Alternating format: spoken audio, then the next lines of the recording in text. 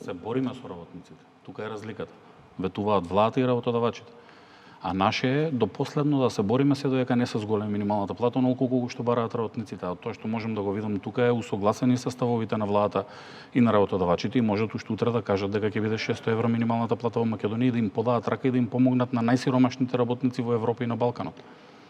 Но тоа што ние како ССМ го правиме овој период од почетокот на годината и протестиравме и штрајкувавме, и ќе протестираме и ќе штрајкуваме на почетокот на наредната година, но тоа што сакавме да го направиме во овој период е да аргументирано врз основа на податоци од државните институции, Централен регистар, Управа за јавни приходи, Државен завод за статистика, обезбедиме релевантни податоци да зборуваме врз основа на аргументи, затоа што не обвинуваа паушално, желби бараме и така натака и така натака. И податоците се во корист на работниците, меѓутоа фрапантни. Колку компании ќе се затворат, двојно повеќе се отвараат од 2022 година до денес. Работниците, бројот не се намалува, напротив се зголемува. Дури бевме и коригирани на последната седница на Економско-социјалниот совет дека уште повеќе се вработиле работници во Македонија, тоа што ние сме го навеле како последен податок. Дополнително, Народната банка, а не Сојузот на синдикати на Македонија даде податоци помеѓу 5 и 10.000 евра нето добивка дека ствара еден работник во индустријата во целост во Македонија. Просечно зборуваме ние. И податоците се од официјални релевантни институции, но од страна на владата ни беше укажано дека треба порелевантни податоци да најдеме.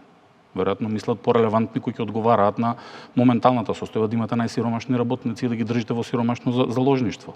Тоа што мене ме охрабрува е тоа што гледам дека и од страна на владата и од страна на работодавачите и на седницата на Економско-социјалниот совет, еве и во вашата емисија се покажува дека има желба за зголемување на платите на работниците во Македонија, меѓутоа веројатно сметаат дека нема можности, а можностите се на хартија тука. Не може никој да ги порекне и не може никој да ги скрие. Сојузот на синдикати на Македонија заедно со работниците, затоа што работниците го побараа тоа од него и на последната анкета која ја спроведовме, имајќи во предвид дека во Македонија обожаваме по анкети да се водиме за да го утврдиме јавното мислење, и свативме дека треба да зборуваме со јазикот на политичарите и на работодавачите. На таа спроведена анкета 1600 испитаници одговорија дека минималната плата треба да биде помеѓу 600 и 700 евра, дека 500 евра минимална плата веќе не треба ни да зборува синдикатот и не треба ни да се бори за 500 евра минимална плата, затоа што и тоа е веќе подјадено со инфлацијата и со цените во супермаркетите и во продавниците.